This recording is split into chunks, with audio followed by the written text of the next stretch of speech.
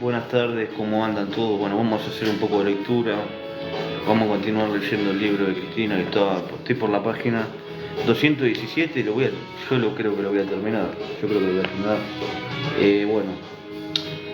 para la gente que está entrando, estoy leyendo por la página 217 el libro de Cristina Fernández Kirchner,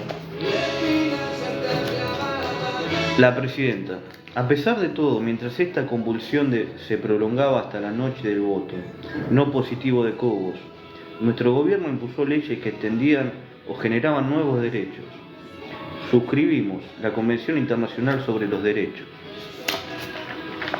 de las Personas con Discapacidad, el Tratado Constructivo de UNASUR, el 23 de mayo de 2008. El mismo día del voto negativo del vicepresidente anuncia el proyecto de ley para la estatización de aerolíneas argentinas, que finalmente fue aprobado en el Senado el 3 de septiembre de ese año. Y algo muy importante, que tuvo efectos extraordinarios. El 8 de agosto de ese año presentamos el Plan Fines, un programa para la finalización de estudios primarios y secundarios, que consistía en el apoyo a adultos y jóvenes, por el cual hubo más de 500.000 de egresados hasta el fin de mi mandato. Me acuerdo del Plan Fines, esto lo agrego yo, me acuerdo del Plan Fines, realmente ayudó a muchísima gente. Gracias al Plan Fines muchísima gente pudo terminar su colegio, si no era por el Plan Fines no hubiesen podido. Recuerdo todavía con mucha emoción cuando trabajadores y trabajadoras de la Quinta Olivo les entregaron los títulos. Me acuerdo de Olga, que trabajaba en el taller de costura, y de Ernesto, que lo hacía en la sesión de economato de la Quinta y que amaba a Vito, el pug de mi hija, Florencia. Tanto que cuando se fue de Olivo se lo terminó regalando. Quiero detenerme en el extraordinario momento de unidad y esperanza que significó la constitución de UNASUR. Me sentí muy respetada intelectualmente por todos mis colegas latinoamericanos, fueran de izquierda o de derecha. Me tocó mediar discusiones muy fuertes entre Álvaro Uribe, Colombia, y Rafael Correa, Ecuador, por el conflicto fronterizo entre ambos países, y entre Evo Morales, Bolivia, Nicolás Maduro, Venezuela, y Sebastián Piñera, Chile. Dilma Rousseff suele recordar risueñamente las discusiones picantes, los contrapuntos entre Nicolás y Evo versus Piñera, a quien le canta discutir por todo. Era capaz de discutir horas sobre cuestiones que a mí me parecían absolutamente menores, pero siempre lo hacía con mucho respeto y sobre todo con un gran sentido del humor. Sebastián Piñera es de derecha pero muy simpático, después de todo, nadie es perfecto. El vínculo con Cuba, con Fidel Castro, fue más estrecho conmigo que con Néstor. La relación entre ellos estuvo atravesada por el episodio de Hilda Molina, la médica cubana disidente. Se había discutido mucho en torno al tema. Fidel había sido invitado a la asunción de Néstor en 2003, y en aquella oportunidad tuvo lugar su memorable charla en las escalinatas de la Facultad de Derecho, ante una multitud que escuchó durante horas en absoluto silencio. Luego, en el año 2006, volvió para asistir a la cumbre del Mercosur en Córdoba, y su visita coincidió con el reclamo de la familia de Molina, que vivía en la Argentina, para que Cuba la dejara viajar y permanecer en nuestro país. Néstor le pidió por carta a Fidel, a través de la Cancillería, que la autorizara a viajar, porque se había comenzado a armar un gran lobby por ella, para presionarnos a nosotros. Finalmente, en 2009, Hilda Molina viajó en nuestro país hasta hoy. Así que la relación de Néstor con Fidel y Raúl Castro fue menos frecuente que la que tuve yo después y se consolidó en mis visitas a La Habana en 2009 y 2014. Con Hugo Chávez fue todo muy caribeño. Él sabía que a Néstor no le gustaban sus discursos kilométricos, que a mí me encantaba y me divertía. Entonces le prometí hablar poco. A Néstor le pasaba con sus discursos lo mismo que con Fidel. En general no le gustaban demasiado los discursos extensos. Bueno, tampoco toleraba las largas sesiones parlamentarias, se fastidiaba mucho. Durante la Asamblea Constituyente de Santa Fe en 1994, me decía, pero si estamos todos de acuerdo, ¿por qué no votamos y nos vamos? Él no podía entender que si estaban todos de acuerdo, cada uno quisiera dar su discurso, claro. Él solamente concebía la discusión parlamentaria cuando había diferencias, cuando había uno que decía blanco y otro que decía negro. Bueno, ahí sí, discutimos y votemos. Kirchner era un tipo de acción y Chávez siempre tuvo una gran empatía con nosotros dos. Se portó como un gran amigo cuando Néstor partió, me acompañó con sus hijas y sus nietos al sur. Cuando lo vi las últimas veces, le pedí hasta que cuidara su salud. Estaba siempre con algún resfrío, se ve que le habían bajado las defensas. Sí, fue un buen amigo. Hugo siempre fue solidario con la Argentina, aunque se mandó una macana grande cuando colocamos deuda en Venezuela. Y en vez de retener los títulos, los vendió inmediatamente, provocando una caída de nuestros bonos en el mercado internacional. Casi lo mato. Un desastre. Un descuido, pero por lo demás siempre contamos con ello. Lo cierto es que el intercambio económico en el Mercosur pasó de 4.100 millones de dólares en 1990 a 60.600 millones de dólares en 2011. Sí, la verdad que debió ser siempre muchísimo mayor, pero lo cierto es que creció. Por su parte, UNASUR fue una construcción política exitosa, que de haber continuado en el tiempo podría haberse extendido al comercio, que mayormente se siguió desarrollando con criterios y por los canales que históricamente habían tenido los países antes que llegaran los gobiernos populares. Se incrementó más durante nuestros gobiernos, pero no fue un replanteo de decir, bueno, vamos a hacer un mercado común. Somos 400 y pico de millones de personas por mi parte. En el Mercosur intenté con Brasil una mayor y más inteligente integración en el sector automotriz. Por ejemplo, uno de los principales problemas que nosotros tenemos es que todas las autopartistas son argentinas o brasileñas, mientras que las terminales son extranjeras al Mercosur.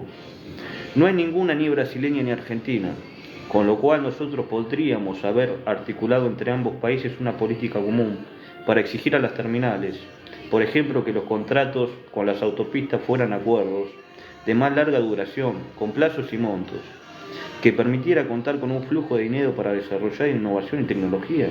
¿Por qué las economías más desarrolladas han trasladado a los países periféricos el armado de los autos? Porque hoy la riqueza está en el valor tecnológico de determinadas autopartes. Es mejor hacer GPS o computadora para los autos que armarlo. Hay mayor valor agregado, mano de obra más calificada y por ende más y mejores salarios. Por eso Austria ya no hace autos, sino que ha relocalizado esa producción en otros países periféricos de la comunidad. Pero sin embargo, si producen las autopartes más sofisticadas y de mayor valor agregado, eso es lo que yo le decía a Lula primero y Dilma después. Necesitamos contratos de larga duración y mayor flujo de fondos de las autopartistas para que lo puedan destinar a la investigación, desarrollo y complementariedad. Se lo propuse varias veces. Nunca lo pudimos hacer. El de las automotrices es solo un ejemplo. Si nosotros hubiéramos articulado una alianza más fuerte económicamente, hubiera sido más difícil que destruyeran lo logrado.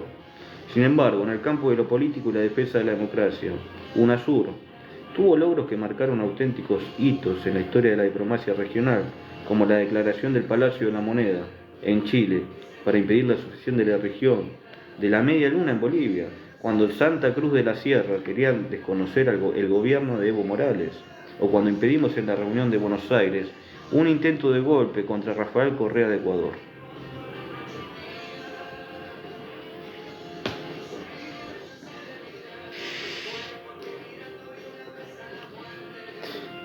Hubo el acuerdo de Santa Marta, entre Venezuela y Colombia, que evitó un enfrentamiento entre ambos países y que tuvo a Néstor como artífice en su debut como primer secretario general de la UNASUR. Creo que fue una construcción valiosa de nuestra parte, pese a que algunos dicen, no pudieron. O como no hicieron más cosas para que no pudieran tirarlas abajo. La misma crítica que algunos hacen en relación a nuestras políticas internas. Creo que a pesar de derrotas coyunturales, generamos políticas que son irreversibles. La UH, por ejemplo, ¿qué gobierno se va a animar a sacarla?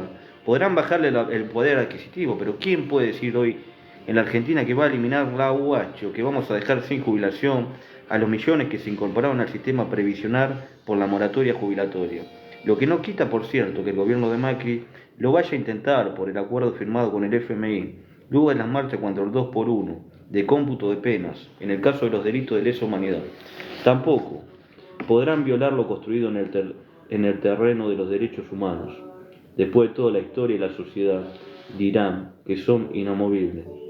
Sería una simplificación absurda y sobre todo ahistórica pensar que la defensa de los derechos solo es responsabilidad dirigencial.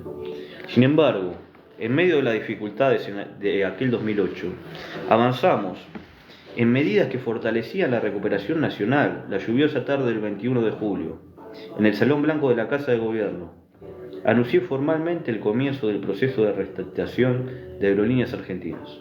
Ese día firmamos el acta acuerdo de transferencia al Estado Nacional, que se volvía a hacer cargo de una empresa destruida, literalmente. 18 años después de que fuera privatizada, durante mi discurso, recordé la primera vez que volé en un avión. Tenía exactamente 22 años. Fue en Aerolíneas Argentinas y dije que había sido porque un hombre al que había conocido en la Universidad de La Plata quería llevarme a conocer a sus padres que vivían en Río Gallegos. También conté que verdaderamente me hubiera gustado que ese acto no tuviera lugar y que quienes habían adquirido la empresa hubieran podido llevar adelante una gestión exitosa. Pero lo cierto es que no solo fue la situación económico-financiera de la empresa privatizada lo que nos había obligado a tomar esa decisión para garantizar el servicio, la comunicación y la conectividad del interior de nuestro país. El hecho puntual y decisivo era que en realidad el Estado Nacional se estaba haciendo cargo del pago de sueldos de los empleados de Aerolíneas Argentinas y del combustible de sus aviones, en el marco de lo que era la inminente quiebra de la compañía y su secuela inevitable. El despido de miles de trabajadores y trabajadoras altamente calificados. Sí, el Estado estaba pagando los sueldos y el combustible de una empresa aérea que se había privatizado hacía 18 años y no había otra salida que retomar el control y la administración de la misma. En aquella oportunidad, en el Salón Blanco y ante los mismos trabajadores y sus dirigentes sindicales, sostuve que la ola privatizadora que sacudió a toda América Latina a partir del consenso de Washington, más allá de estar fundamentada en intereses económicos que alentaron esas políticas y doctrinas, también tenía un gran componente de aprobación de muchísimos ciudadanos que apoyaban esos discursos, sobre todo en materia de servicios públicos. Esos argumentos, dije, penetraban en la sociedad porque, sin lugar a dudas, encontraban anclajes importantes en las malas experiencias personales de la ciudadanía y que por lo tanto era imprescindible prestar el servicio con eficiencia y calidad. Esa era la única garantía para que los cantos de sirena no penetraran nuevamente. Subrayé que Aerolíneas Argentinas era una empresa concursada, paso previo a la quiebra, pero que el Estado iba a disponer de importantes sumas para ponerla en valor nuevamente. Durante el último tiempo de nuestro gobierno duplicamos la cantidad de turistas en la Argentina. De 2 millones habíamos pasado a más de 4 millones, 7,7% del PBI en ese momento era producto del turismo en sus diversas actividades. Fue clave para nosotros tener una aerolínea de bandera y un servicio aerotransportable, no solamente hacia el exterior, sino también en nuestro vuelo de cabotaje, para no perder lo que habíamos ganado como destino turístico. Así, al año 2014, Aerolíneas Argentinas había aumentado un 378% su flota, pasando de 26 a 71 aviones operativos. Federalizamos la ruta de la Unión Provincia, sin pasar por la ciudad de Buenos Aires, con la creación de los corredores de Federal Norte, Federal Sur y Petrolero, duplicando la cantidad de vuelos de 24.632 a 49.819 en el 2014, y reduciendo el déficit en aproximadamente un 50%. Finalmente, el 3 de septiembre de ese mismo año, el proyecto fue aprobado en el Senado y Aerolíneas Argentinas ingresaba nuevamente al patrimonio nacional. Más allá de la evidente trascendencia de esta decisión de gobierno, sin lugar a dudas la medida más importante que tomé en mi primer mandato fue la de llevar adelante la recuperación de las AFJP, y fue una de las que más resistencia generó en los medios hegemónicos y grupos empresarios. Esa historia comenzó un fin de semana o un feriado, porque recuerdo que estaba en Olivos. Recibí un llamado de Sergio Massa, que en ese entonces ya había dejado el ANSES y era mi jefe de gabinete. Sergio tenía un tic. Cuando se ponía nervioso hablaba y se reía al mismo tiempo. Cuando ese día me llamó por teléfono se reía y me decía: acá estoy con Vudú, que se ha vuelto loco, podemos ir a verla, presidente. Y me repetía: está con una idea muy loca. Cuando llegaron los hice pasar a mi despacho. Se sentaron en el escritorio frente a mí y Vudú me dijo: bueno, presidenta, el mundo no va a volver a ser nunca más lo que fue, por eso tenemos que recuperar las AFJP. En ese momento ya se había desatado la crisis de Lehman Brothers. Sorprendida le dije, ¿cómo que hay que recuperar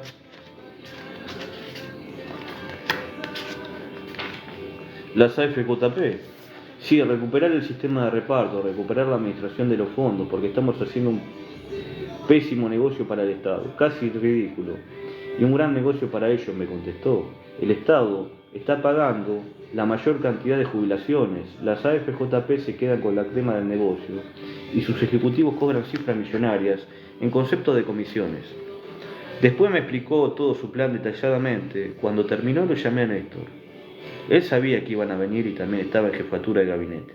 Cuando apareció en mi despacho le dije, Amado te va a explicar algo. Escuchalo un cachito por favor, no me voy a olvidar nunca. Néstor agarró un sillón de estilo colonial que había en un desnivel ahí cerca y se sentó en el medio entre Vudú y Mas. Vudú volvió a explicar todo por segunda vez mientras Néstor lo escuchaba en silencio. Cuando terminó de dar los detalles lo miré y le pregunté ¿qué opina? Sin decir palabra, le dio la mano a Vudú y después mirándome dijo, estoy totalmente de acuerdo. Así fue. Eso fue la recuperación de las AFJP. Mientras sucedía toda esa escena, Massa no paraba de reírse. Estaba sumamente nervioso. Después lo noté como si estuviera arrepentido, igual que un chico que hace una travesura y después se asusta. Por lo menos eso fue lo que me pareció en ese momento. Pero lo que es seguro es que él fue parte determinante. Fue el quien llevó a Vudú ese día a Olivo para que nos contara el proyecto de las AFJP. Vuelvo a afirmar que fue la medida más importante de mi primer gobierno. Tan importante como la recuperación de YPF en el segundo. Lo fueron en todos sentidos, simbólico, económico y político. Vamos por la página 227, justamente contando el proyecto de las AFJP, justamente, ¿no? Muy importantísimo. Esta parte me parece muy importante leer, como todo el libro. Normalmente existen políticas que tienen un gran carácter simbólico, pero quizás no tienen un gran impacto económico, o al contrario, medidas de gran impacto económico pero que no son significativas simbólicamente. Es muy difícil reunir en una sola política aspectos tan fuertes simbólicos, políticos y económicos. Creo que tanto la estatización de las AFJP como la estatización de YPF tuvieron los tres componentes.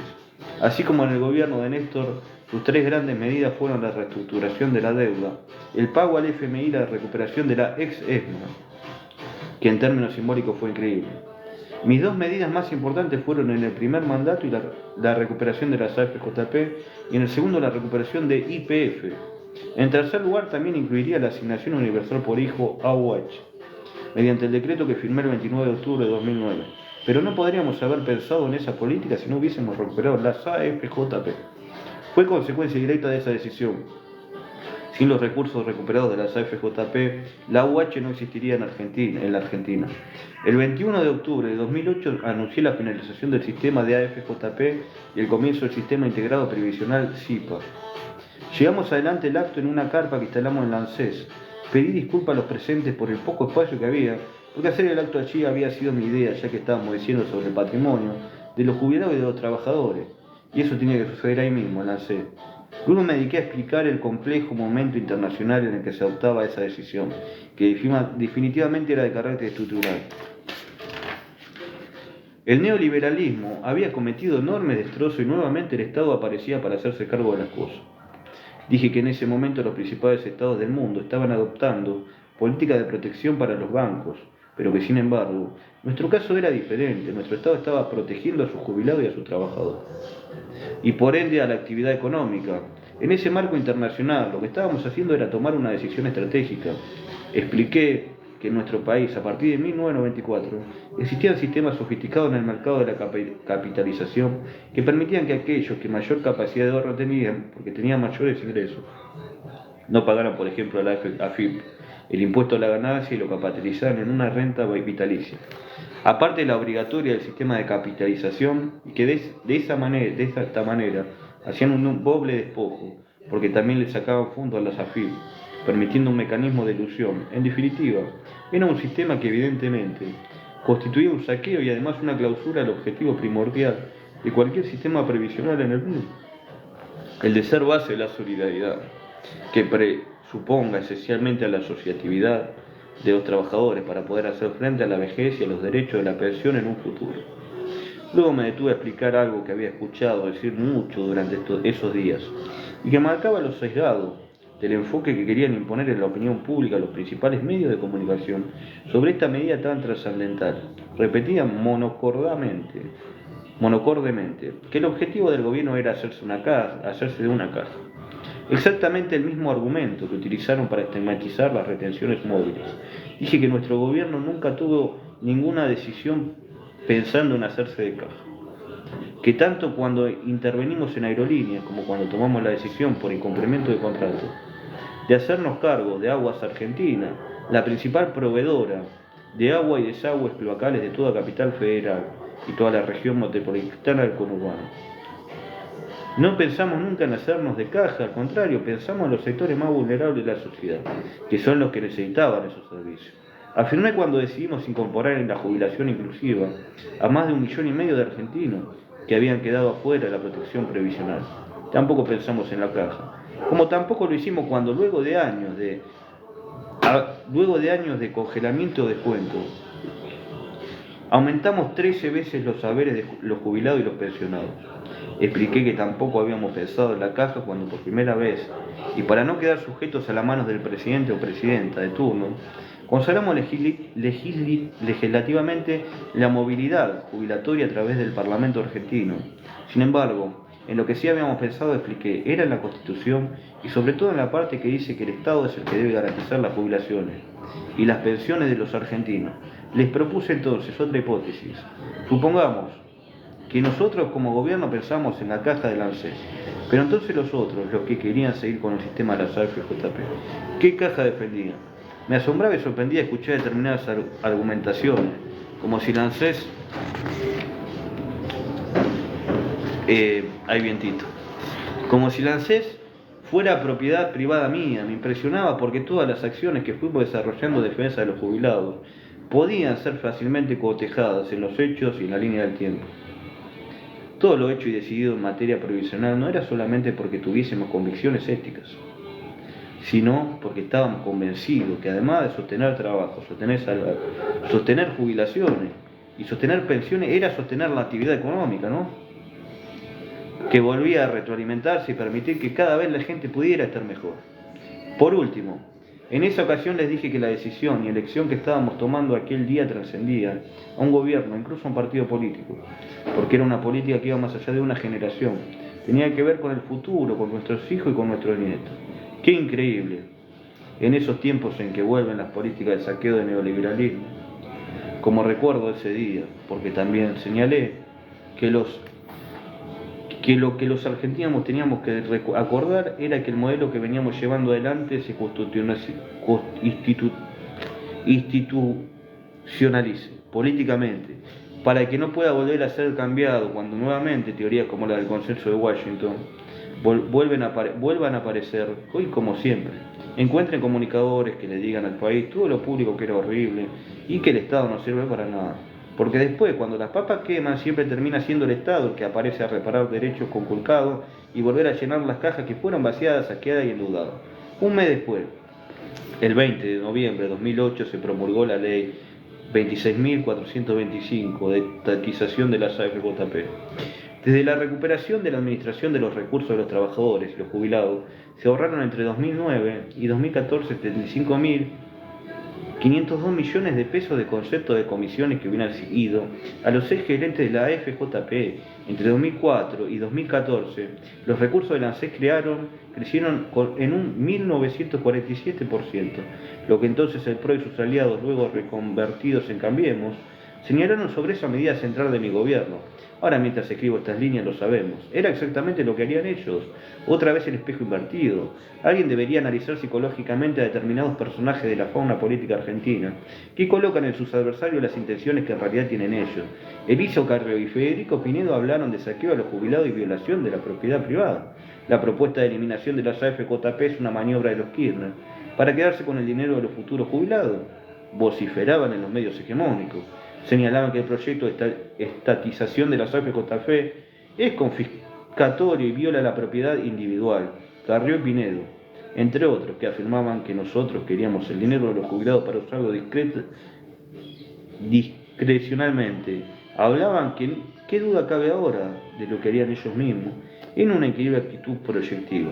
Una década después, en el primer semestre de 2008, con Mauricio Macri presidente, el Fondo de Garantía de Sustentabilidad del ANSES, es decir, el fondo de todos los trabajadores para sus jubilaciones, lo que llamaban popularmente la plata de los jubilados, perdió casi 18 millones de dólares en diciembre de 2017. El gobierno de Cambiemos logra aprobar la reforma previsional que significó una disminución en los saberes de los jubilados. En el marco de una feroz represión en la plaza de dos congresos, Cambiemos consagró el despojo jubilatorio ante el silencio cómplice de los medios hegemónicos, que ya no hablan más de la caja ni de la plata de los jubilados. Mi Dios, cuánto cinismo y cuánta mentira. Junto a la eliminación de las AFJP en 2009, avanzamos en el diseño de un modelo de país que abarcaba más y más derechos desde los materiales hasta los simbólicos. El 18 de marzo de 2009, en el Teatro Argentino de La Plata, presentamos el anteproyecto de ley de medios audiovisuales para sustituir la vieja ley de radiodifusión de la dictadura. Un capítulo muy importante de esa ley era precisamente lograr el derecho al acceso al deporte, más popular de los argentinos. El 19 de marzo de 2009 firmé el decreto 206 para la creación del Fondo Federal Solidario FFC, en el que por primera vez en la historia argentina las provincias participaban de la renta aduanera al distribuirse entre ellas y su respectivo municipio el 30% del derecho de exportación de la soja. Nunca había sucedido en el país. Es más, buena parte del siglo XIX había transcurrido entre sangrientos enfrentamientos del interior del país contra la ciudad puerto de Buenos Aires, precisamente por la renta aduanera. El FFC, que comenzó a llegar a los municipios de todo el país en forma automática, disparó miles de obras públicas y generó miles de nuevos puestos de trabajo.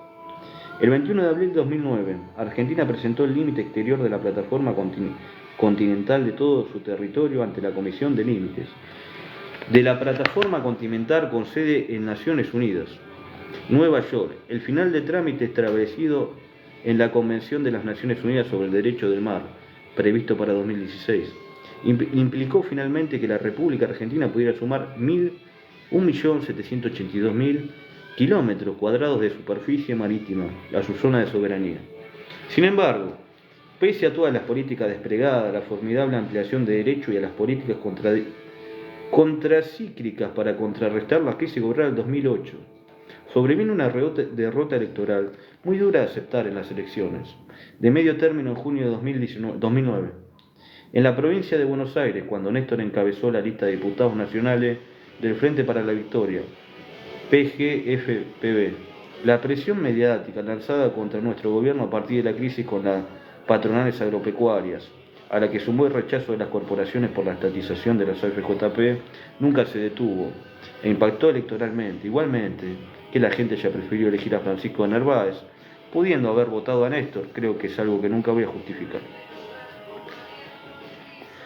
Que Unión Pro, encabezada por de Narváez, haya obtenido el 37,5% y nosotros con el Frente para la Victoria el 32,11%, fue muy duro para Néstor y para mí. De Narváez era un empresario del que se sabía muy poco, que incluso unos pocos años más tarde terminaría con paradero político desconocido. En esas elecciones de medio término el pueblo tuvo la posibilidad de elegir a la persona que tan solo 4 años antes los había sacado del infierno y sin embargo votaron a de Narváez. Es algo que nunca voy a comprender, y menos aún, reitero, a justificar. Algunos dirán, ¿por qué no hace autocrítica? Perdón, solamente los dirigentes tienen que hacer autocrítica. Las sociedades no se autocritican, no se analizan retrospectivamente. Hay sociedades que si lo han hecho, los alemanes respecto al nazismo, salvando la infinita distancia. Y sí, puedo hacer autocrítica con muchas cosas, pero esas elecciones creo que fueron inexplicables. Fue un voto que no tuvo ni siquiera sentido común y que solamente podía explicarse en el marco de una democracia muy mediatizada. Recuerdo que la consigna de la campaña de Narváez había sido lanzada en el programa de Marcelo Tinelli y era Alicia Ali Caricate. ¿Cómo puede la sociedad argentina votar a alguien con la consigna Ali Caricate? Nos preguntábamos. El sí se puede, posterior de Cambiemos, por ejemplo, tiene incluso más sentido. De hecho, el partido político español Podemos utilizó esa misma consigna, pero Ali Caricate, ¿qué significaba? Recuerdo que le dije a Néstor que me costaba vivir en un país en el que la gente votase a alguien que dice Alica Alicate en un programa de televisión, que eso le pareciera además gracioso. Bueno, ahora se entiende por qué ganó Milei. De todos modos, creo que no se trataba de un fenómeno exclusivamente argentino, era algo que ya venía sucediendo en distintos países y que está pasando, por ejemplo, en Italia. De cualquier manera, no era enojo lo que me provocó aquel resultado, sino dolor por Néstor y muchísima preocupación. ¿A quiénes estoy gobernando? Me preguntaba cómo es que una persona como Néstor, con lo que había hecho, más allá de lo que veníamos, de que veníamos del conflicto con las patronales rurales, que había sido muy desgastante y disruptivo, no ganara esas elecciones. Lo cierto es que además de preocuparme, fue un hecho que me dolió y mucho por él. Yo me había construido una especie de coraza para protegerme de tanto ataque. Pero con él las cosas eran distintas. Lo demolía. Néstor siempre necesitaba que la gente lo quisiera y por eso sufría mucho el rechazo. Era muy fuerte, pero también al mismo tiempo muy vulnerable, distinto a todos e irrepetible. Sin embargo, y a pesar de la derrota, seguimos gobernando conscientes de que eran dolores de la política, pero nuestra responsabilidad era continuar, mejorar la vida de la gente y posicionar al país de una manera diferente. Fútbol para todos y todas. El 20 de agosto de 2009 anuncié por cadena nacional algo que los medios hegemónicos odiaban, porque perdían el monopolio de la palabra y había convencido de ese odio a una parte de la clase media. El lanzamiento de Fútbol para Todos, FPT. Ese día surgió del entonces gobernador de Entre Ríos, Sergio Uribarri. Esto es algo que nunca públicamente, porque la represalia contra él por parte del grupo Clarín iban a ser terribles. Un día el Pato, que es como le decíamos a Uribarri, me vino a ver a casa de gobierno y me contó su idea. En ese momento él tenía relación con dirigentes del fútbol porque el hijo era jugador. No recuerdo qué club, creo que de Boca. Y me dijo, ¿podemos recuperar el fútbol, querés? Yo le dije, no, ¿cuánto nos va a salir? Grandes épocas, fútbol para todos. ¿Cuánto nos va a salir eso? Recuerdo que me respondió, estoy seguro que no va a salir mucha plata, ¿te interesa? Dije que me encantaría. Se armó una reunión reservada en Olivos, a las 10 de la noche, un día de semana. Había citado a Julio Humberto Grondón y a José Luis Meissner, el ex secretario de la Conmebol. Les había dicho que estuvieran alrededor de las 21 y no sé por qué razón me retrasé en casa de gobierno. Ellos fueron puntuales. Y Néstor me empezó a llamar por teléfono. Vení para acá, ya están todos. Yo no los voy a atender. La que los citaste fuiste vos. Finalmente llegué cerca de las 22. En la reunión estaban además de ellos Zanini y un par de colaboradores más. Empezamos a hablar y en un momento dado le digo a Grondón, perdón, usted no estará haciendo esto para que Clarín se entere, entonces si yo le ofrezco una cifra determinada, después la utilice como moneda de canje para conseguir una oferta mejor. Y agregué, mire que si usted cerró conmigo, no es que después viene Clarín y puede seguir negociando. Ya habíamos cerrado la negociación, pero yo tenía miedo que Clarín le ofreciera una suma mayor. Entonces me dijo mirando fijo a los ojos, no, yo no voy a cambiar de idea, ¿y usted? Le sostuve la mirada y le contesté que no. Le dije que nunca cambiaba de idea una vez que había tomado una decisión. Y bueno, así fue cuando se supo, el impacto fue tremendo. Grondona venía hace mucho tiempo que quiere entablar negociaciones con el Estado por la transmisión de los partidos de fútbol. Y ya se lo había dicho a Parrilli y a Aníbal Fernández. Pero Néstor no quería y creo que la razón era porque, en definitiva, Néstor siempre pensó que en algún momento iba a recomponer la relación con Clarín después de la crisis con las patronales rurales. Entonces le parecía que sacarle el pingue negocio del fútbol era como extremar la guerra. Una digresión a recibir esta palabra. Recuerdo a Julio Branc, periodista insignia del Grupo Clarín, y que falleció hace muy poco tiempo. Julio, en un rato de sinceridad, dijo que habían hecho periodismo de guerra contra mi gobierno. Nunca nadie volvió a expresar con tanta precisión y síntesis el tratamiento que mis gobiernos sufrieron por parte de los medios de comunicación. Pero volviendo a Néstor, él veía las cosas de ese modo, y entonces no estaba nada de acuerdo con Fútbol para Todos. Esa fue una auténtica decisión mía, lo cual no deja de ser una paradoja. El hincha fanático del fútbol era él. A mí no me gusta. Es más, lo último que se me ocurriría a mirar por televisión es un partido de fútbol. Algo que él disfrutaba hacer como pocas cosas. Pero bueno, así es la vida, nada está escrito. Cuando habíamos llegado al gobierno, una de las primeras cosas que hicimos fue firmar un decreto para que los partidos de la selección argentina se pudieran ver por televisión abierta. Más tarde empezamos una negociación para poder transmitir por televisión abierta un partido los días viernes. Generalmente nos daban un partido de poca audiencia, así empezamos. Es más, una vez durante una reunión, Oscar Parrilli y Alberto Fernández tuvieron una discusión importante con Alejandro Bursaco, ex CEO de Torneos y Competencias, en la que casi se rompió todo.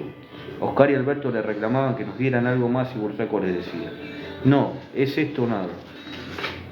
Con una soberbia impresionante. Años más tarde, Alejandro Bursaco, hermano del actual secretario de Seguridad del gobierno de Mauricio Macri Cambiemos, fue extraditado a Estados Unidos por corrupción en el manejo del fútbol. Lo cierto es que Grondona pedía por todos lados que lo ayudáramos, porque él, al igual que los clubes, sentían que eran rehenes de Clarín. Los clubes que producían dinero con el espectáculo del fútbol padecían, mientras Clarín ganaba millonadas, nada nuevo bajo el sol. La reacción frente al fútbol para todos por parte del grupo Clarín fue muy fuerte. No solo amenazaron a la AFA con juicios millonarios por la rescisión del contrato con TIC, sino que además empezaron con una campaña mediática diciendo que el Estado gastaría mucha más plata. Como si los argentinos no gastaran plata de su bolsillo para pagarle a ellos los abonos de fútbol, y como si los recursos del Estado fueran de Mongo a Aurelio y no de los ciudadanos. Sí, ciudadana, cuánto cinismo y hipocresía. Lo cierto es que el 20 de agosto del 2009, cuando firmamos el convenio entre la AFA y el Sistema Nacional de Medios Públicos para el inicio del fútbol para todos, en el predio de Ezeiza, les recordé a los presentes que había 5 meses que habíamos presentado el anteproyecto de ley de medios audiovisuales para sustituir la vieja ley de radiodifusión de la dictadura, donde se establecía la recuperación de la difusión televisiva del fútbol como un derecho ciudadano. Es decir, que esa decisión había sido tomada antes de conocerse cualquier tipo de inconveniente que pudiera tener la AFA con quien hasta ese momento era su otro contratante. El Grupo Clarín, que lo habíamos incluido en el anteproyecto de ley porque sentíamos la obligación de garantizar a todos los argentinos, sobre todo aquellos que no pueden pagar el derecho al acceso al ver el gran deporte nacional. Reconocí que el fútbol era la pasión de los argentinos y que además era una marca registrada que teníamos en el mundo. Una industria muy importante y muy propia, que no necesitaba ser subsidiada. Dije que en esos días había escuchado y leído, en letra de molde, que el fútbol iba a ser subsidiado por el Estado y me sorprendí. Porque los que escribían esas cosas sabían que el fútbol siempre fue un negocio extraordinario, que no necesitaban ser subsidiados, sino simplemente tener la oportunidad de participar en las ganancias que el mismo produce, como evento deportivo, como espectáculo cultural. Y anuncié que el contrato que firmábamos ese día iba a obligar en un primer momento a una reorientación de la pauta publicitaria que tenía el Estado para hacer frente a las obligaciones de pagos mensuales, que luego serán cubiertos por la comercialización del producto, y que el excedente sería destinado el 50% a la AFA y el 50% a la promoción del deporte olímpico. Expliqué que el gobierno no quería hacer negocios con el fútbol, al contrario. El objetivo del Estado era promover el deporte, la industria y ayudar a clubes que generan negocios millonarios, y que sin embargo cada vez estaban más pobres. Aclaré también que los dirigentes tenían una responsabilidad enorme y sostuve que habíamos hecho algo más que promoción deportiva. Habíamos dado un paso enorme a la democratización de la sociedad argentina. El fútbol y sus goles hasta ese momento habían estado secuestrados. Si no pagabas no veías. Y no queríamos más una sociedad de secuestro de ningún tipo. Queríamos una sociedad cada día más libre, y en esa lucha por la libertad entraban en tensión los derechos de la ciudadanía y el poder de las corporaciones, que iban a seguir existiendo, pero que era fundamental que no sean monopólicas, porque de ese modo se corría el riesgo de que pretendieran adueñarse de la vida, de la opinión, del patrimonio y del honor de los argentinos. Ese fue un día histórico para el fútbol, para la AFA, para los argentinos y para la posibilidad de vivir en una sociedad más justa y más democrática.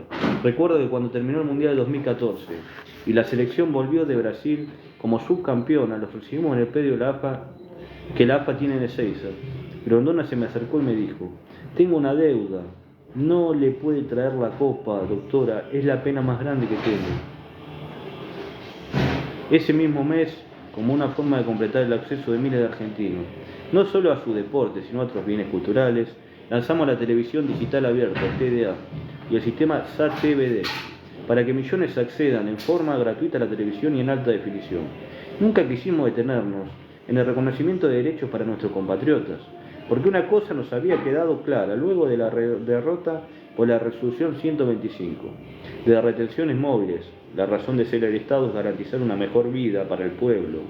El 14 de agosto de 2009 lancé el programa Ingreso Social con Trabajo, que tenía como objetivo promover la organización social en las cooperativas de trabajo para la realización de obras públicas locales que demandaran mano de obra intensiva, infraestructura, viviendas, saneamiento. Al 2015 se conformaron gracias a este programa 7.919 cooperativas y se incluyeron 305.900 personas. Nunca dejé de preguntarme, ¿estábamos listos para la batalla que significaba sancionar el 10 de octubre de 2009 la ley 26.522 de Servicio de Comunicación Audiovisual? Más adelante reflexiones sobre la pelea frontal y tremenda a que dio lugar con el Grupo Clarín. Pero lo cierto, Grupo Clarín. Pero lo cierto es que desde la recuperación de la democracia, el 10 de diciembre de 1983, existió un amplio consenso sobre la necesidad de derogar la norma de la dictadura y sancionar una nueva ley, en consonancia con las necesidades cívicas y principativas de la democracia. Es interesante repasar algunos antecedentes. Los presidentes Alfonsín en 1988 y de la Rúa en 2001 presentaron sendos proyectos de ley, pero no pudieron ser tratados debido a las fuertes presiones ejercidas por parte de los sectores involucrados. En mayo de 2004, un grupo de militantes de medios comunitarios, organizaciones sociales, de derechos humanos, sindicales, de universidades, de referentes de medio público y otras diversas agitaciones políticas pusieron en común la preocupación por la necesidad de que hubiera una regularización democrática de la radiodifusión argentina. Se trataba de un tema sin visibilidad y con escasa problematización social para hacerlo más asequible. Buscaron acuerdos y organizaron los subtemas de puntos que empezaron siendo 20 y terminaron siendo 21, número que coincidía con los años del retorno a la democracia. Ese grupo, que llegó a sumar más de 300 organizaciones, se autodenominó Coalición por una Radiodifusión Democrática, CRD, y sus 21 puntos básicos por el derecho a la comunicación se convirtieron en una bandera. El 27 de agosto de 2004 se presentaron en Sociedad de Radio Nacional y unos días más tarde, el 2 de diciembre, se repitió la experiencia transmitiendo de las aulas de la Facultad de Ciencias Sociales de la UBA. En abril de 2008, al inicio del primer periodo de mi gobierno, en el contexto del conflicto por las retenciones agropecuarias, comenzó a tomar relevancia la regulación de los medios audiovisuales y nos comprometimos a tratar la cuestión. El proyecto de ley fue presentado el 18 de marzo de 2009 en el Teatro Argentino de La Plata y fue fiel a los 21 puntos de la CRD. A partir de ese día se inició un debate que implicó 24 foros en todo el país y 80 charlas, más de una docena de audiencias públicas y sesiones de comisiones parlamentarias, de las que daremos cuenta en el último capítulo de este libro. Y cómo democratizar la palabra era tan importante como democratizar el acceso de los argentinos a mejores condiciones de vida, en tanto se creaban fuentes de trabajo que los contuvieran. El 29 de octubre de 2009 firmé el decreto mediante el cual se creó la Asignación Universal por Hijo, AUH, que a diciembre del año 2015, fin de mi segundo mandato, había permitido que más de 3.6 millones de niños y niñas y adolescentes la percibieran, y que de esa forma 700.000 menores de edad salieran de la pobreza. Aún recuerdo las palabras que pronuncié el día de la firma. La medida era una universalización de la asignación básica familiar y uno de los instrumentos salariales más retributivos. Expliqué que la asignación familiar tenía una historia. Había surgido porque inicialmente era un pago que se hacía a las mujeres cuando tenían hijos por parte de quien las empleaba, lo que había generado una gran discriminación en detrimento de las mujeres para emplear mano de obra. Ello motivó que el Estado se hiciera cargo del pago y no de los empresarios, en el caso de la UH. Expliqué que la ampliación de la asignación familiar a los hijos de desocupados y de sectores de la economía informal que percibieran menos del salario mínimo vital y móvil evitaba la competencia con el mercado laboral formal, porque no quitaba mano de obra al sector, ya quien percibía la asignación universal por hijo, cuando conseguía trabajo registrado regularizaba su situación pasaba a cobrarla como asignación familiar. Se trataba de una medida absolutamente complementaria a nuestro proyecto económico que se basaba fundamentalmente en la creación de trabajo decente para todos los argentinos.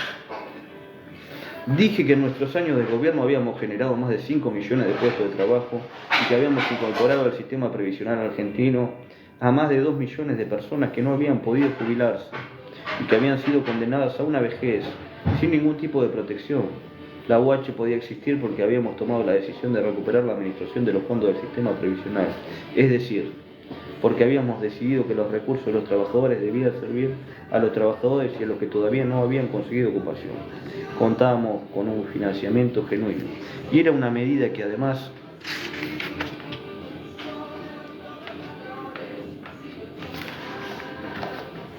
iba a permitir alimentar la actividad económica porque incluía sectores vulnerables que como tales destinaban la rentabilidad de sus ingresos al consumo de bienes que se producen en el mercado interno, fundamentalmente alimentos y vestimenta.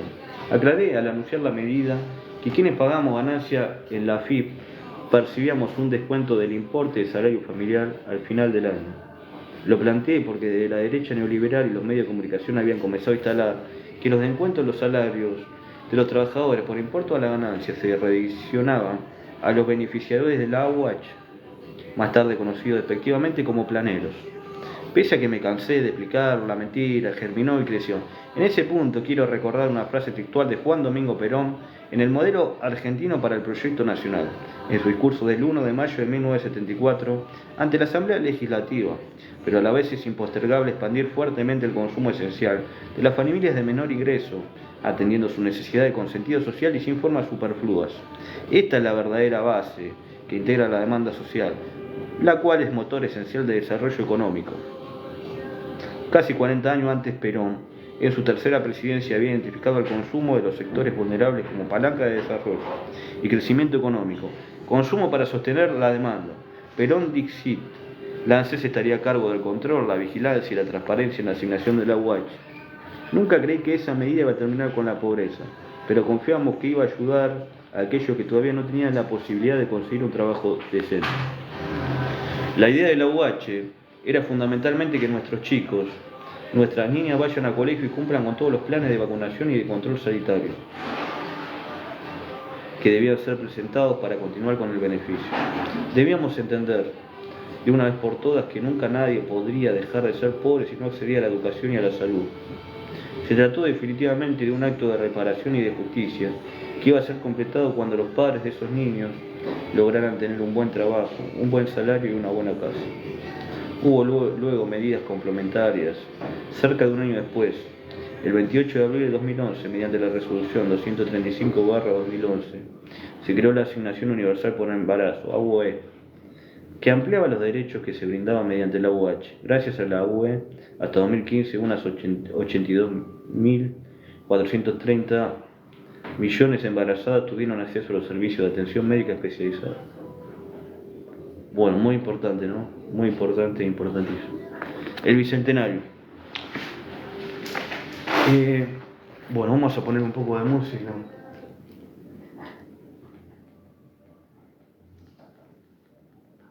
Todo preso es político.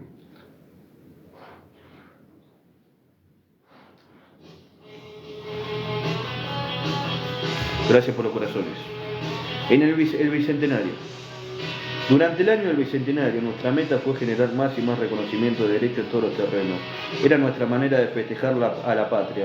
El 2 de marzo de 2010 firmé el decreto 312, que creaba el sistema de protección integral de las personas con discapacidad. Mediante esa norma, el Estado estaba obligado a ocupar personas con discapacidad en una proporción no inferior al 4% de la totalidad de su personal.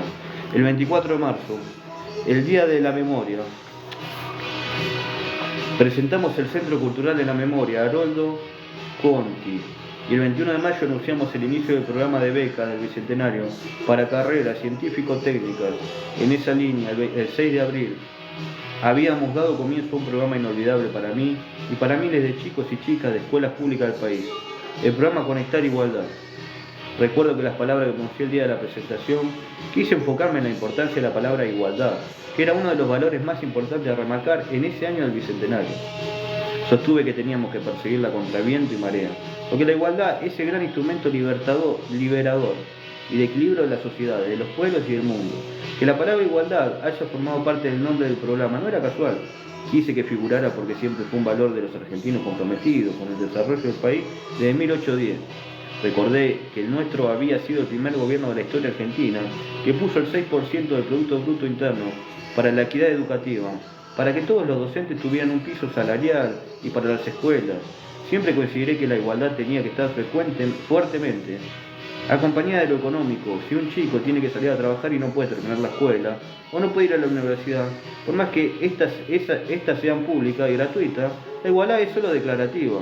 Ese día dije que Perón y Eva permitieron que los argentinos cuenten con igualdad completa, que posibilitó que los hijos de los obreros puedan llegar a la universidad y hasta ser presidente del país, como era mi caso, porque seguramente si no hubiera sido así, yo hubiera terminado la primaria e inclusive la secundaria, pero tal vez nunca hubiera podido llegar a la universidad.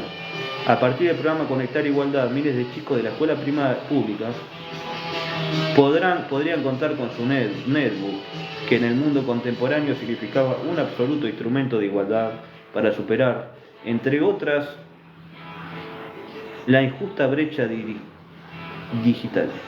Visto la distancia, el programa permitió que millones de chicos de las escuelas secundarias públicas y sus docentes pudieran tener unas computadoras, y además fue un programa que permitía que los alumnos que terminaran la escuela se la llevasen a su casa. Porque lo importante no era solamente lograr que los niños y los jóvenes ingresaran a la escuela, sino que el gran desafío era que la terminaran. Era una netbook hermosa, a prueba de golpes, con un software que tenía 46 programas especializados para escuelas técnicas y que luego también tuvo un propio software libre denominado Guaira. Se trató de un programa muy ambicioso que lanzamos con ANSES, el Ministerio de Educación y el Ministerio de Planificación Federal, y la Jefatura de Gabinete. La entrega de computadoras también fue acompañada de la conectividad y adaptación en las escuelas. Era un programa que, además de hacerlo con el alumno, permitía a la familia incorporarse al proceso educativo. Y de información. Los chicos accedían cada vez más al conocimiento a través de la web. Incluso en miles de casas. Era la única computadora a la que accedía la familia. Había que acompañar ese cambio, hacer que todos pudieran tener las mismas posibilidades. Estábamos ante un mundo nuevo y debíamos colaborar entre todos para abrirlo. La puerta, y que no sea hostil ni desconocido, sino que al contrario, fuera un espacio de conectividad, de conocimientos y de igualdad. En este camino de ampliación de derechos durante el año del Bicentenario, el 15 de julio de 2010 se aprobó la Ley 26.618 de matrimonio civil igualitario. La Argentina fue a partir de ese momento el 10º país en el mundo en extender ese derecho y el primero en América Latina. En 2015 la cifra de parejas del mismo sexo casadas en el país desde la promulgación de la ley ascendía a 12.500. Lo cierto es que estuve y estoy profundamente orgulloso de haber impulsado y promovido esa ley, así como también de haber logrado la Ley de Protección Integral contra la Violencia de Género número 26.485 millones en marzo de 2009. Recuerdo las palabras que pronuncié el día de la promulgación de la Ley del Matrimonio Igualitario. El 21 de julio en la Galería de los Patriotas Latinoamericanos recordé a Eva Perón. Me pregunté cómo se habría sentido ella cuando presenció la sanción de la Ley de los Derechos Políticos de las Mujeres. Luego de los 58 años de ese momento, me tocaba a mí, otra mujer, anunciar una ley para que se casaran personas del mismo sexo. Expresé que el debate que había procedido a la sanción de la ley de matrimonio igualitario en el futuro parecería tan anacrónico como era en ese momento recordar los debates y a quienes se opusieron a la ley de divorcio.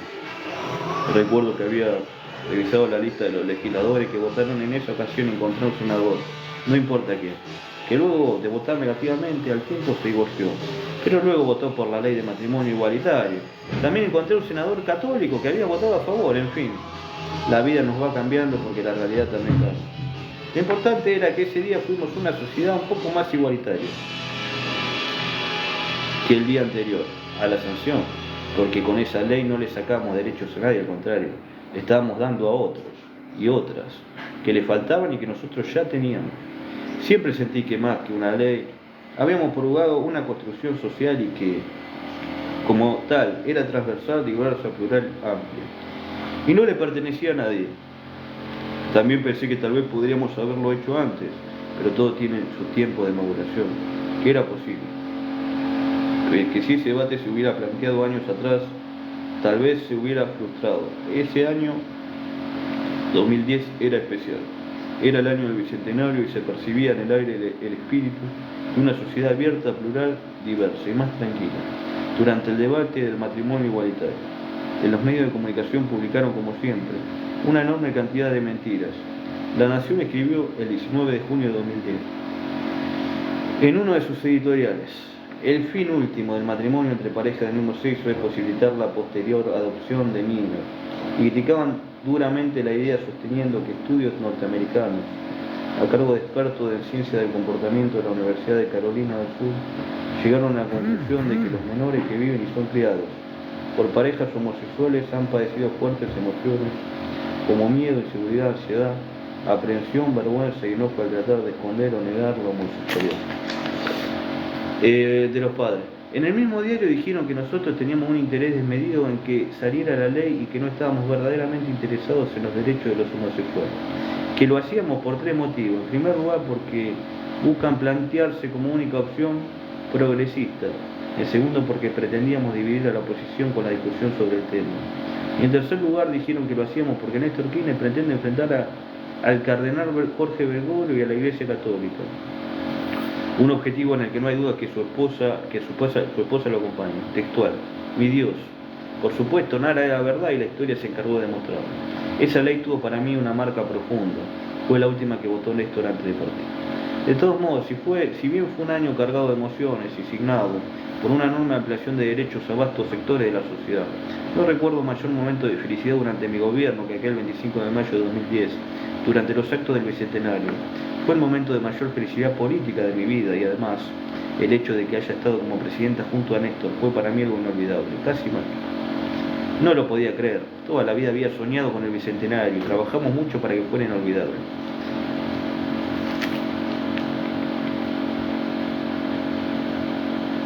Está frito, Angelito.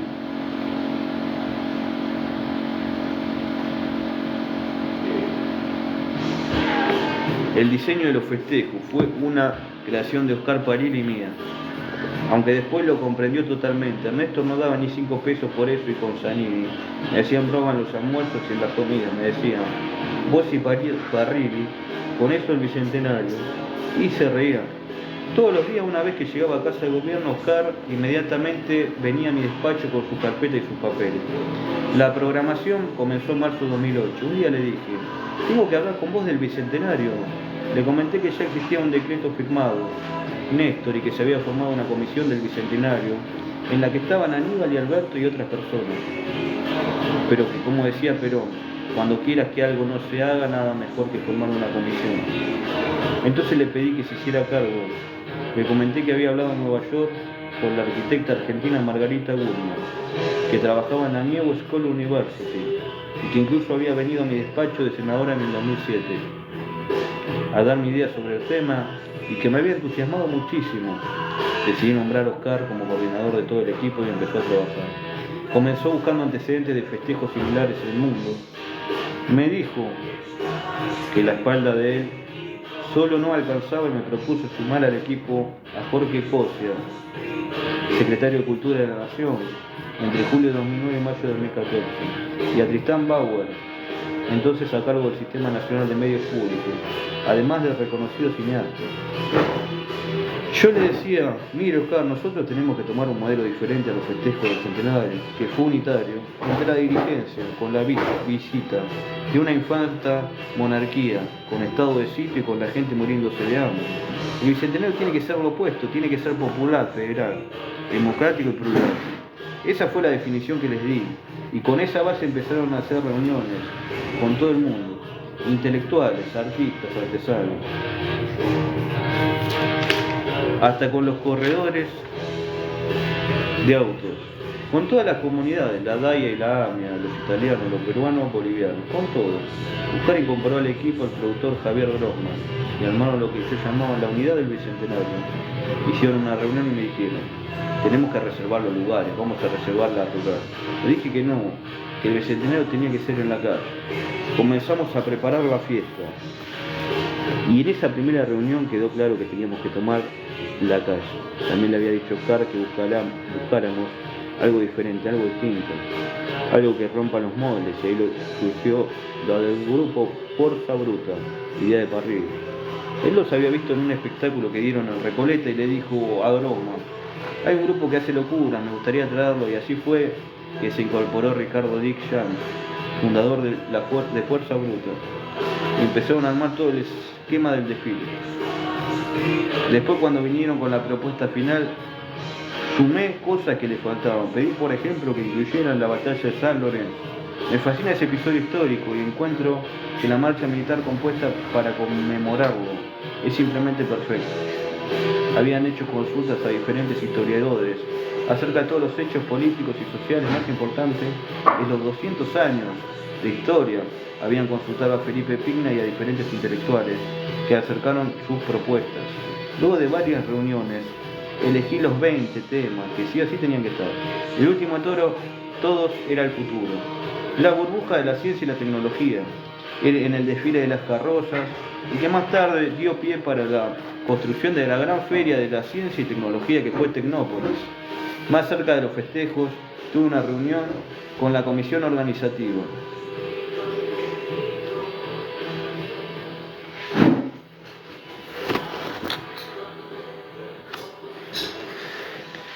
Y me dijeron que en el desfile de las comunidades y organizaciones iban a poner a los partidos políticos primero. ¿Cómo van a poner a los partidos políticos primero? Los partidos políticos tienen que venir después de los inmigrantes. Les señalé. Debíamos respetar la temporalidad histórica y el carácter popular de la celebración. Luego de tantas definiciones, vinieron días de chequear el contenido y la calidad de las producciones. Ellos traían los renders, las imágenes digitalizadas. Un par de días antes del inicio de los festejos, recuerdo que recogí en el microcine de Olivos hasta el mapping que se proyectó luego sobre la fachada del Cabildo. Recuerdo que Néstor nos decía: están perdiendo el tiempo. En los medios se quejaban porque los días previos, para montar el escenario y los stands, cortamos algunas calles. Me acuerdo que Kirchner se enojaba y lo llamaba por teléfono a Parrilli.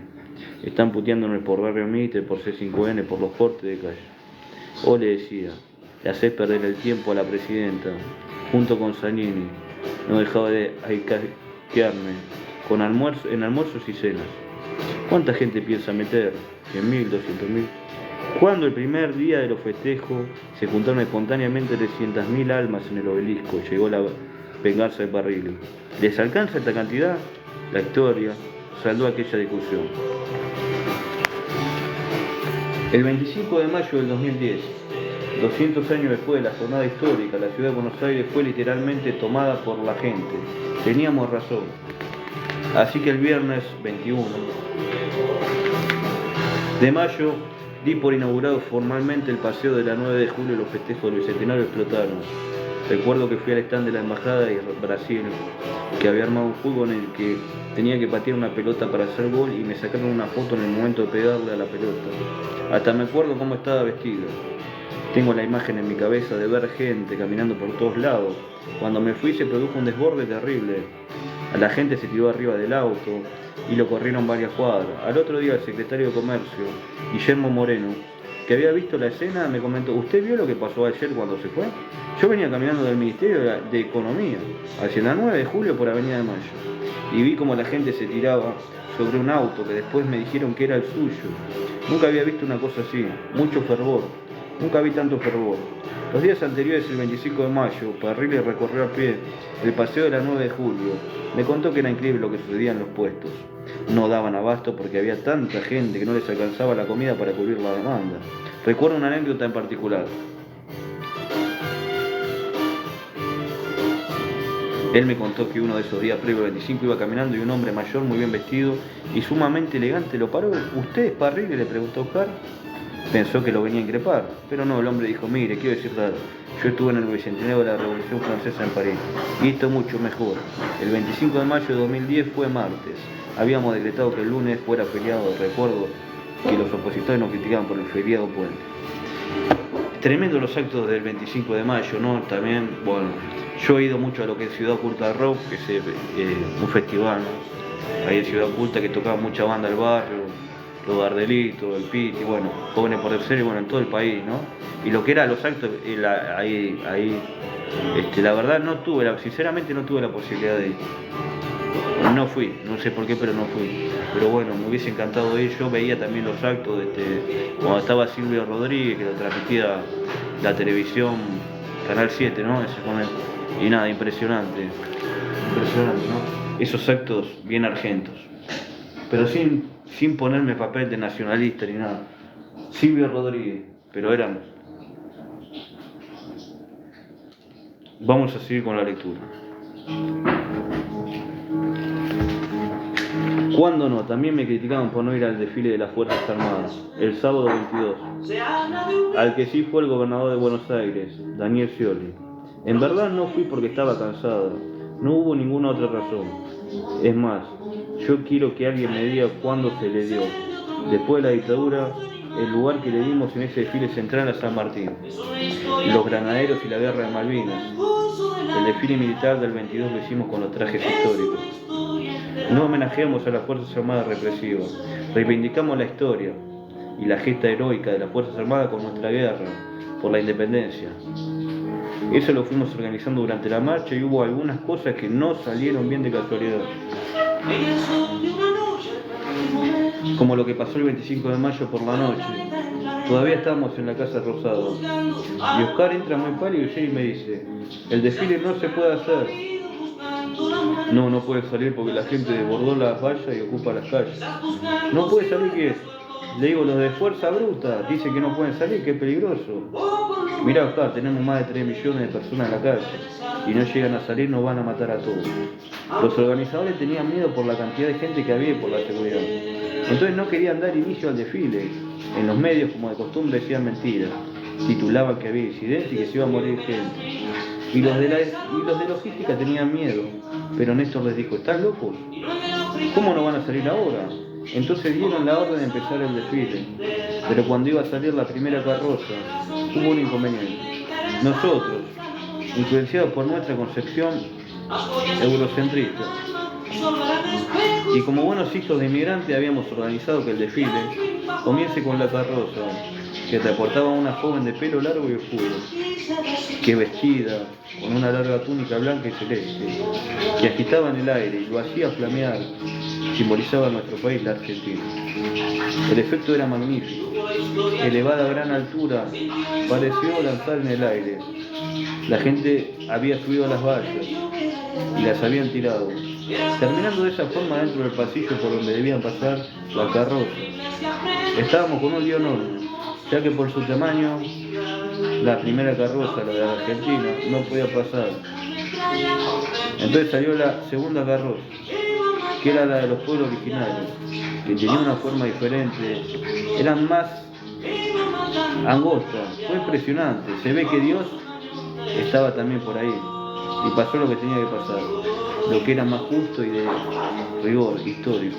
Los pueblos originarios al comienzo. Para el festejo central los acompañaban presidentes.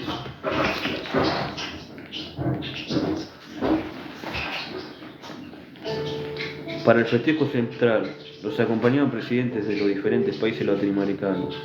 Lula da Silva, Sebastián Rafael Correa, Evo Morales. Con Néstor éramos 9 presidentes caminando 8 cuadras en medio de una multitud y sin el más mínimo dispositivo de seguridad. Fue impresionante e inolvidable. Caminamos de la Casa Rosada hasta el palco que estaba en Diagonal Norte. Lo habíamos montado ahí, no en Avenida de Mayo, porque allí había muchos árboles y terminó siendo mejor, porque el trayecto permitía que rodeáramos sin problemas al obelisco. Habíamos hecho caminar por los apretujones de afecto de la gente que no podía creer ver a tantos presidentes caminar, entre ellos como uno más. 9 presidentes caminando en medio de 3 millones de personas sin seguridad. Y no pasó nada. Fue maravilloso. Cuando subimos al palco, Lula dijo, esto en Brasil son 100 muertos. Es la foto que se hizo más popular. No salió Chávez porque se había demorado, saludando a la gente detrás. Llegó a haber 5 millones de personas en la calle. Había gente, hasta en Constitución. Sin embargo, no hubo denuncias de hechos de violencia. No hubo denuncia de robo, absolutamente nada. La periodista Nancy Paso, que en esa época estaba casada con Diego Santilli, le contó a Oscar que ese día se habían alquilado todas las habitaciones en los hoteles que estaban sobre el 9 de julio. La gente de Plata les alquiló como si fueran palcos del Colón, para no perderse el espectáculo. Parrilli también recuerda que una de las chicas que volaba con la bandera gigante de Argentina eran dos que se turnaban. Le dijo: nunca vi tanta gente junta y además tan feliz. En verdad no sé si alguna vez hubo tanta gente movilizada. La vez anterior debe haber sido la convocatoria de Perón a 6, el 20 de julio del 73, a la que fueron millones de personas. Y lamentablemente no terminó nada bien, pero como aquel 25 de mayo de 2010 no hubo ninguno. Ese día el pueblo estaba feliz. Bueno, hasta acá llegamos. Acá hay los actos de los 25 de mayo, peronistas los mejores, traían a artistas como Silvio Rodríguez, el peronismo. Vino con dedicatoria y todo el libro.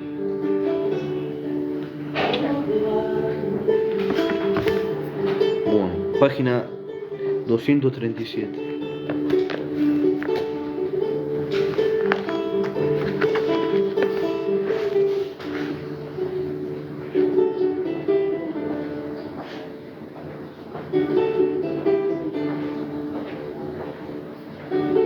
Muchísimas gracias, espero que hayan disfrutado la lectura. Después vamos a seguir con los vivos normales. Muy emocionante.